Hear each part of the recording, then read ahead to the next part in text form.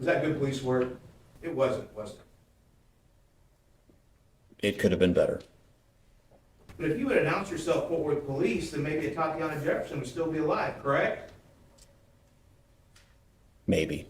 I'm talking before you pulled the trigger, that minute and 17 seconds before you pulled the trigger, A to F. Probably a B. Oh, B, high passing grade.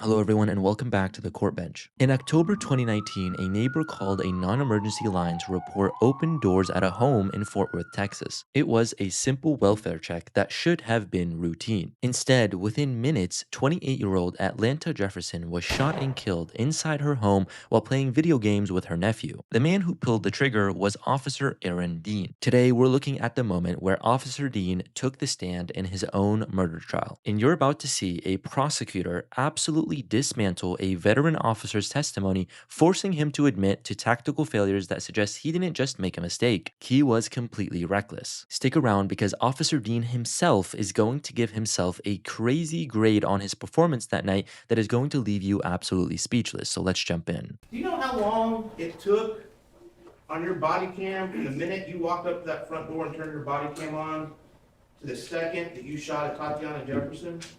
No. It's a minute and 17 seconds. You aware of that? I am now.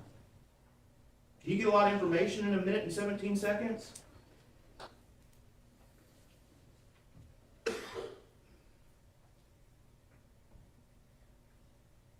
It's hard to be specific. I guess that depends. Are you going to tell this jury that in a minute and 17 seconds you can check whether two doors have any damage that they've been broken into, that you've also cleared two cars and made sure there's not anybody else in them, that you've also then opened a gate to someone's private backyard, that you also then went in that backyard and that you saw a silhouette with a gun all in a minute, 17 seconds, and you had all the information you needed at that point?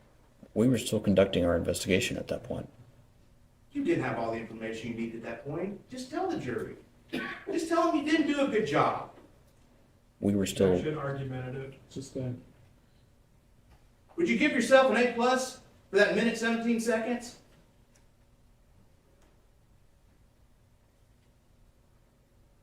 There's probably things I could have done better. What grade would you give yourself? A to F? I'd like to see how you... No, go ahead, tell us. I'm talking before you pulled the trigger, that minute and 17 seconds before you pulled the trigger, A to F.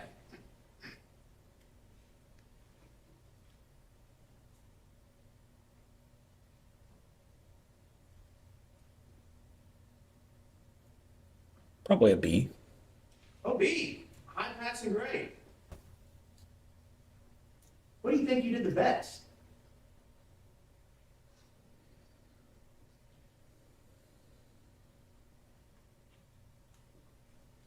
Not sure. You gave yourself a B and you can't tell this jury what you did the best, not minute and 17 seconds?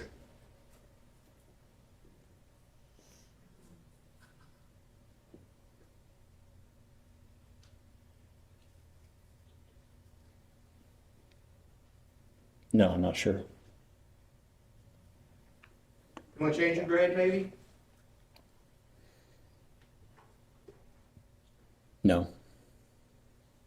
So you're happy with every decision you made up until that moment you pulled the trigger about investigating this open structure? I'm sure there were things we could have done better.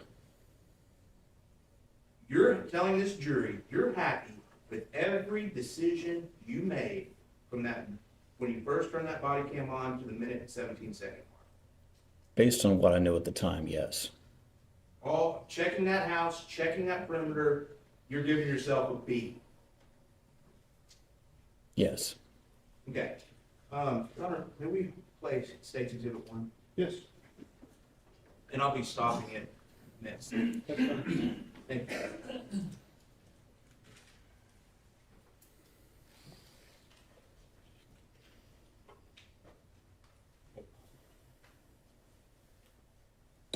All right, that was about 4 seconds of looking at that front door. Did you check the door jamb of that front door to see if anything had been pried open?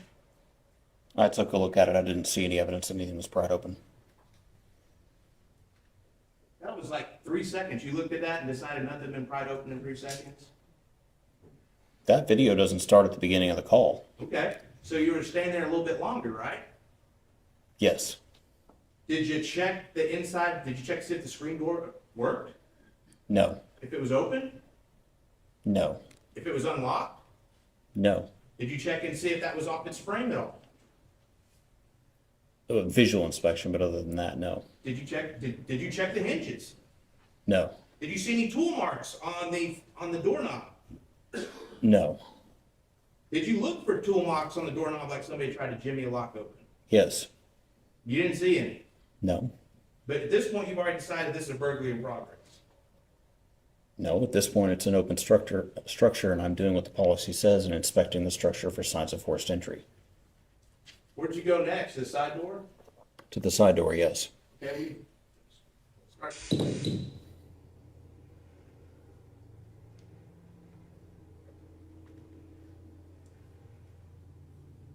Okay.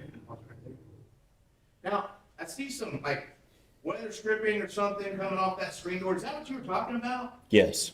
That was your big evidence that somebody had maybe tried to manipulate this door open some way. It's a piece of evidence. So, are you telling this jury from seeing that, you think they somehow lifted open the front portion of that screen and snuck through and then closed it back? No. Is there any way that that weather stripping that's coming off is connected to the operation of that door whatsoever? And what I mean by that is, if that weather stripping the way like that is that way, is there any way to know that the door is unlocked? No. Is there any way to know that the door doesn't open if you try it with that weather stripping that way? No. Is there anything that weather stripping has to do with the operational function of the door handle on that screen? No. But in your mind, you say, bam, someone's messed with this door, so there must be a burglary in progress. It's a data point in the investigation of the open structure. Is this a big data point to you?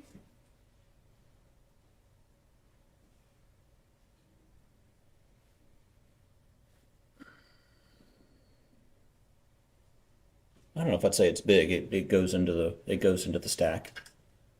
So, but did you try this door, the side door? No. See if it worked? No. Did you knock on it? No. Could you have knocked on it? Not without alerting someone that I was there. So you were doing everything you could to not alert somebody you were there. That's what we do if we're concerned about someone burglarizing the house. But if you would announce yourself Fort Worth Police, then maybe Atatiana Jefferson would still be alive, correct?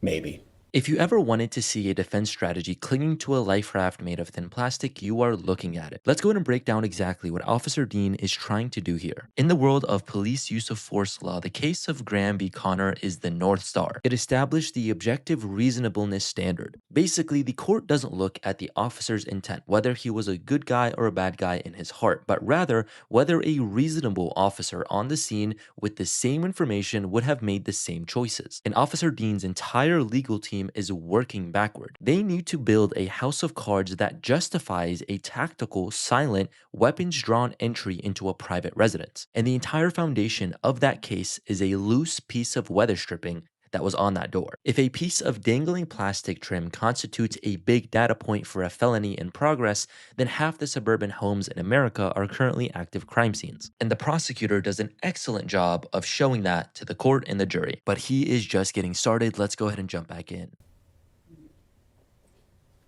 If you would announce yourself, Atatiana Jefferson would still be alive, correct?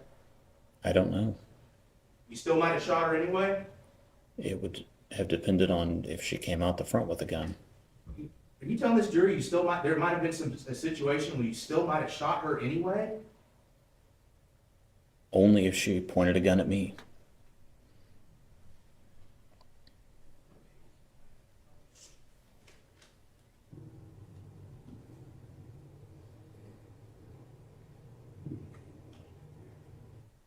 Hey, you just stepped over the weed eater. Is that the lawnmower that we see now, the pause portion on State's Exhibit 1 at the 25-second mark? Yes,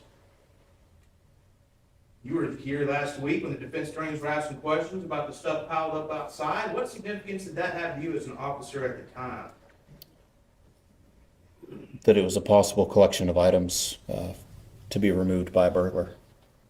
Explain that to me. Like, I don't know, I've never seen a burglary case before. Explain it to the jury. What does that mean? Well, burglars will often collect loot near where they're going to leave, and so they have a pile of stuff to take. Is that what you thought when you saw that stuff? I thought it was a possibility. How many people keep a lawnmower in their house? I'm not aware of any. How many people keep a weed eater in their house? I'm not aware of any either. But you think that someone broke into this house, took the weed eater and the lawnmower from inside and stacked it up to take? I didn't say that. But you just said that people stack up things to take in a burglary. So if it's a burglary of a habitation, they stacked up the stuff, but they stacked up stuff you don't find in a home. There's a detached garage to the back. I hadn't gotten there yet. There is a detached garage. How much time did you spend with that detached garage? I took a look at the door. Did you try and open the door? No. Did you try and open, when I say the door, the door where the car would go, right? Yes. That door. I mean, we can, we'll play that part. We can see how long you took with this garage.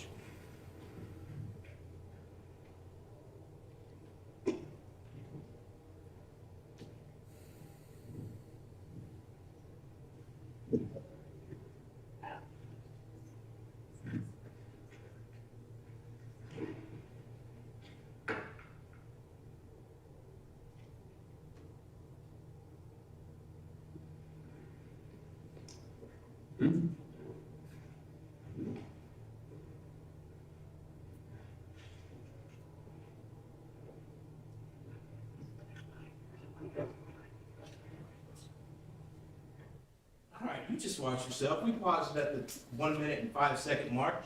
How good a look did you take at that garage? Just a quick one. You didn't check the door, did you? I took a quick look at it. You did not check that garage door that actually opens up where the car would go in, did you? I didn't try to pull it up. You didn't actually look down to see if it had been jimmied open anyway, did you?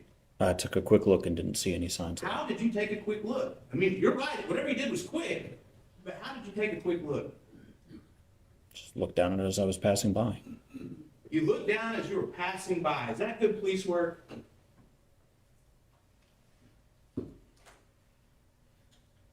The focus was the house at that point.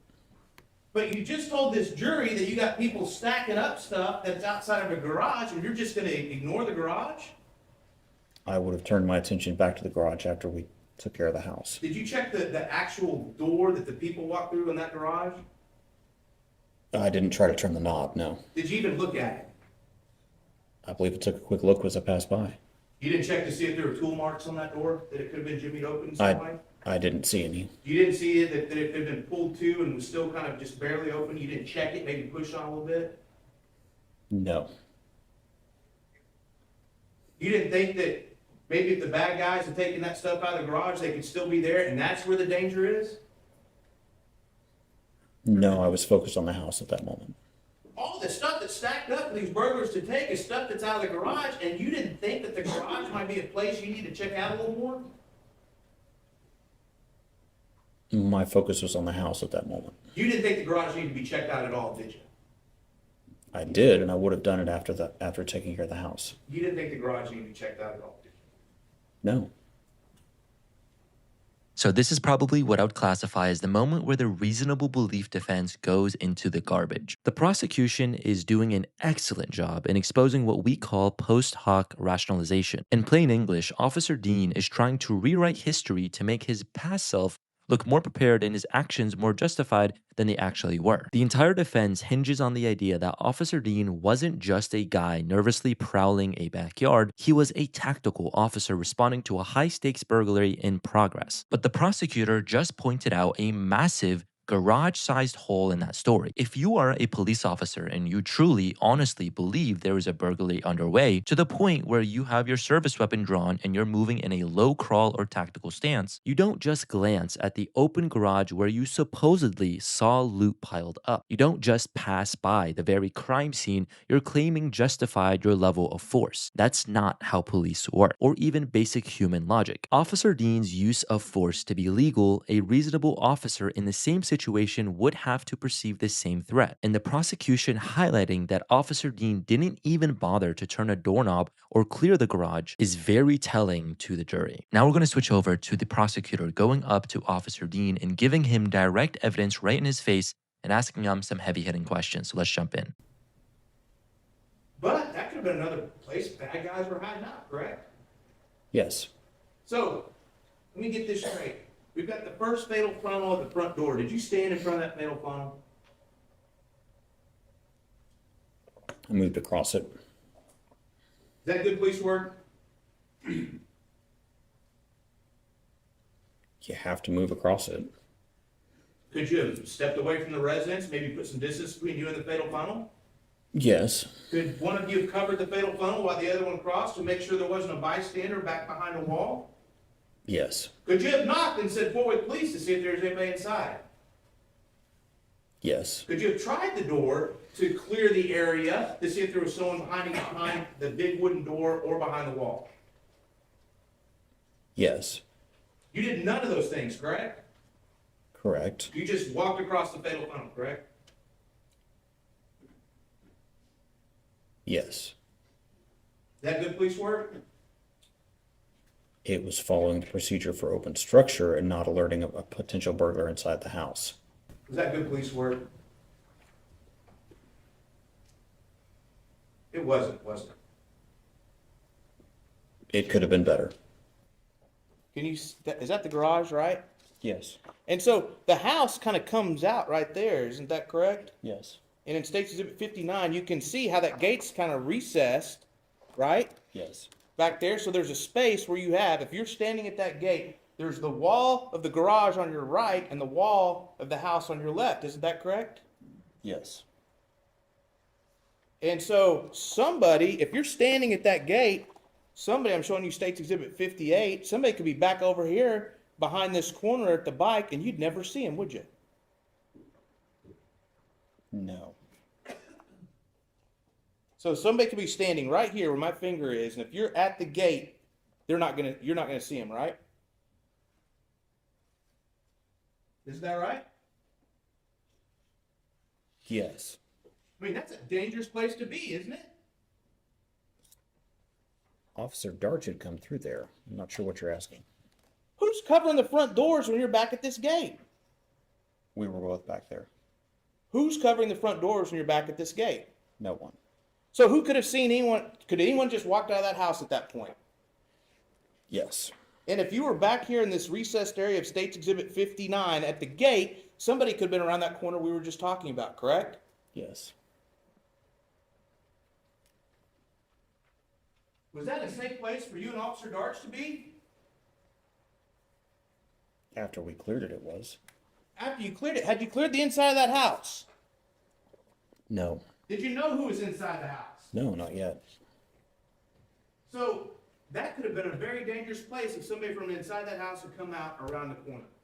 Is that correct? Yes. I mean, because y'all hadn't secured the house, right? No, we were in the process of inspecting the structure. You were inspecting the structure. With open structures, aren't you supposed to, after you're inspecting the structure, make sure that all exits are covered? Yes. That's part of the general orders, right, with open structures. Yes. But you didn't make sure all exits were covered, did you? Not yet. At the point you and Officer Dart are standing at that gate, are all exits covered? No. So you're going against the general orders here, correct? We were on the inspecting the structure. Is the perimeter secure when you're standing at that gate with Officer Darch? No. No, because those two front doors, you don't have anybody watching them, do you? No. And isn't it an important part of the general orders to make sure all exits are secured? Yes. But you ignored that part. While Officer Aaron Dean tried to maintain that he followed protocol, the jury didn't buy it. In December 2022, Officer Dean was found guilty of manslaughter. Although he was originally charged with murder, the jury opted for the lesser charge, sentencing him to 11 years, 10 months, and 12 days in prison. Mr. Dean's legal team fought the verdict, claiming the jury should never have been given the manslaughter option, but in February 2024, the Texas Second Court of Appeals upheld the conviction. More recently, in October 2024, the U.S. Supreme Court declined to hear this appeal, meaning Mr. Dean will continue to serve his sentence in a Texas state prison. This case remains a landmark example of how tactical impatience and failure to communicate can lead to a tragic collapse of authority. As always, I'd love to hear your guys' thoughts on this case in the comments below. What do you think of this prosecutor and the job he did, and do you think Officer Dean got the punishment he deserved? Be sure to give us a like and subscribe, and we'll see you guys in the next one.